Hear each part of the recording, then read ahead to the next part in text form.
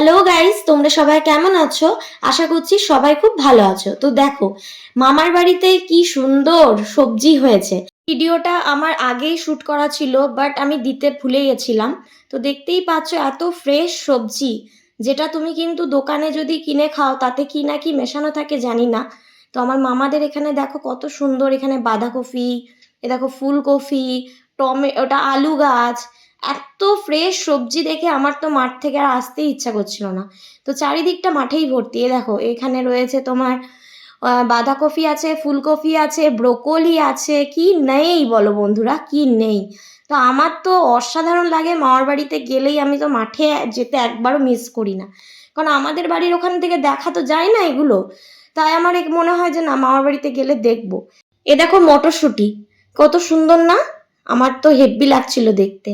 এ দেখো একটা কত বড় সাইজের মূলো, দেখতে পাচ্ছ? সাদা মূলো, কি সুন্দর। এ দেখো এদিকে তোমার রয়েছে তোমার কলা পাতা গাছ। এ দেখো পুরোটাই ভিউটা দেখো বন্ধুরা, আমি তো তাও এখানে